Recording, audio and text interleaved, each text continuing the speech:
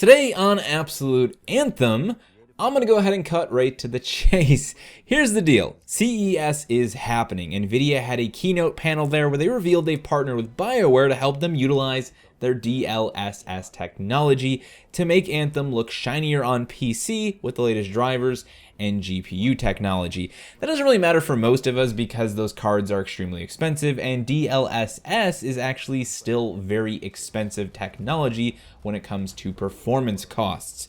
The thing that I care about is the end result of this relationship, which is a 1 minute and 37-second Anthem trailer on PC with the HUD disabled at 4K, running on probably a pretty rad rig. This trailer looks absolutely stunning. We get to see some new locations, some new environments. We get to see a couple scenarios with some old friends like the Ursix and an Interceptor decked out in some extremely slick looking armor, but there's also a few tidbits in here that I felt were worth picking apart, some things that get me excited, and even some little bits of story and lore that we might be able to speculate and discuss on. So why don't we go ahead and start with the first big one, which is this engagement between a Freelancer and a Ranger Javelin and a Scar walker of sorts, a Scar in a walker, a Scar that is a walker.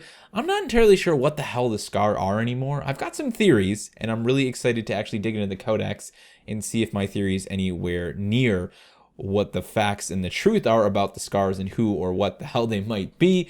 But here we are in the shanty town, loaded with Scar bits and pieces everywhere. The Scar have obviously moved in and started to use this as some sort of a base, maybe even a little bit of an outpost. The thing I like about this location, though, is if we really look at the materials on display here, we see stone and we see metal. This doesn't look as old as a lot of the ruins and the stone structures that we've seen in footage of the game before. This actually looks more on par with something that might have existed inside of the walls of Fort Tarsus even. Again, a combination of stone and steel. So maybe this is a structure that was abandoned more recently in the timeline of the humans, maybe not. I'm curious to find out, and I hope we actually get to see more locations like this, because as cool as it is to have all of that big open forest and jungle type environment, you know, an old rundown city or shanty town is always probably going to brighten our mood a little bit. Back to the key engagement happening here, though. The Ranger and this crazy Scar walker. This thing has got 2 sets of missile pods. It's got like a cannon strapped on its head, Chromehound style, and it is just going to town with the player here. The thing I like about this is that we've now got a new Scar variant. More importantly, we've got a pretty unique Scar variant that could potentially have anti-air capabilities.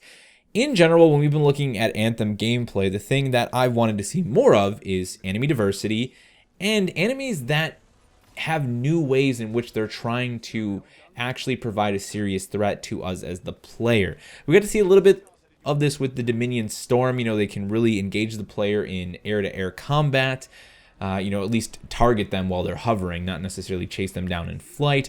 We've seen the Scar turrets constantly trying to pull the devs out of the air, and now we have this moving, mobile walker here that could potentially do the same. And I think that's important, because when the player is on the ground, that's when they're going to be not necessarily at their weakest, but at least at their most exposed. And that's what I like about these cinematic trailers, is you'll notice that they refrain from showing the player engaging units on the ground while they're hovering as often as possible. They're either in full flight, exploring the world, or they're boots on the ground engaging a target where that target suddenly becomes a much bigger threat, or at least it appears to be a larger threat. I mean, look at this engagement between the Interceptor and the Ursix here. That Ursix looks absolutely terrifying, but if the Interceptor was just floating above it, shooting it in the face, a little less so. So I think anti-air, things that are going to pull the player out of the air, are going to be very important for making more engaging, more challenging encounters, and I hope that this Scar Walker is a glimpse of that. Plus, I'm all for enemy diversity and enemies that are going to make our lives harder. Speaking of that, let's move on and take a closer look at the Dominion Brute.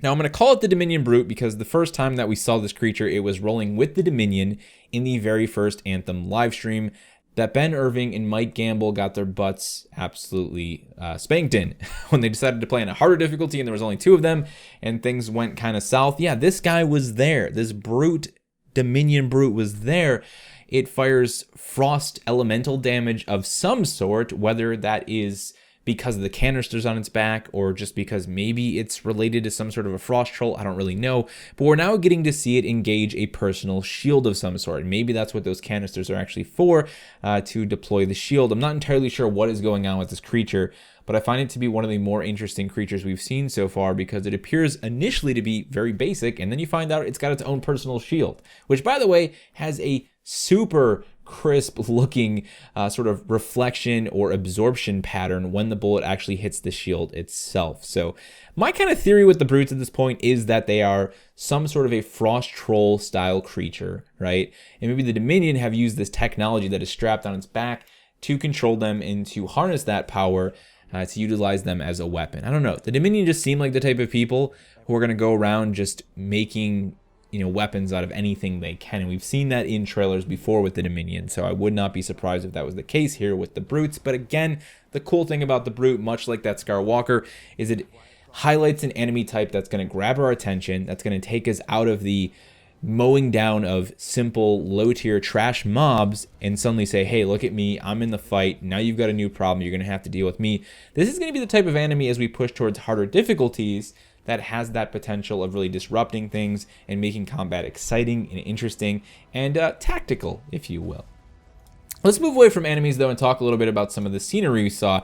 We get to see a glimpse of what appear to be some Shaper ruins, Shaper relics. Again, a lot of stonework going on here. So I continue to be very curious, the more we see landscapes in Anthem's world, as to just how far the remnants within this landscape go across the timeline. So, you know, do we have stuff dating all the way back to Helena Tarsis? I would imagine probably. So where's kind of the divide between technology? You know, what was made when? How long ago did it exist? So on and so forth. Moving on from that, though, we've got something much bigger than that. I believe this is the Anthem of Creation. Okay, the last time we saw this structure, the Anthem still rages. It was when the Monitor was talking about the raging of the Anthem, this massive, moving, and apparently active mechanical structure that has some sort of energy writhing around it. If this is actually the Anthem of Creation, imagine how crazy that would be for the thing that is causing you so much trouble, creating so much damage and so much despair in your world, to be just this massive monument that everyone can probably see from just about everywhere. I mean, just looking out over the walls of Fort Tarsis, you're on guard duty as a member of the Sentinels, and you just see this thing in the distance twisting and turning, causing the chaos that is causing your people so much harm and so much struggle. That is foreboding and terrifying. I would not want to leave the walls of Fort Tarsis. Hell, I probably wouldn't even want to look to the skies with something like this just living and breathing out there, wreaking so much havoc. Again, I'm not entirely sure if it is the Anthem of Creation, but that's the connecting point that I've made so far based on the narrative we've gotten, and I'd like to find out more, hopefully very, very soon.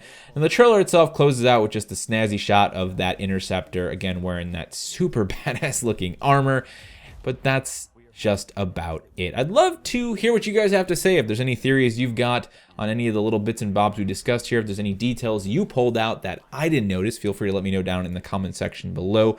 I like when we get 1 minute and 37 seconds of footage and there's actually a lot to be said about it. I'm really stoked on that Scar Walker, and you know, I just hope we get to see more enemy types. I'm not saying the game's gonna have 1 million different enemy types, but I think enemy diversity is important, and especially when you can really push the level of diversity between those enemies. So not just having a guy with the shield and the guy with the bigger shield, but having an enemy that really changes the way the player has to engage the enemy themselves. So thank you guys so much for watching. As a reminder, my Twitch live stream schedule is live. In fact, the first stream is going to be happening tomorrow, Tuesday, and that schedule is going to take us well through Anthem's demo and well into Anthem's release. We're going to be playing a bit of Monster Hunter World up until then, doing some more endgame high-rank stuff on my character on Xbox. But once Anthem goes live, we'll be doing a lot of streams, a lot of content, lore stuff, and I'm hoping to get some community days together where we can like run strongholds and legendary contracts after launch with people hanging out in the Twitch chat. So hopefully I will see you there. If not, remember to be awesome to one another, because hey, somebody's got to figure out what the hell is going on with that Anthem of Creation thing, and no one wants to do that alone. The most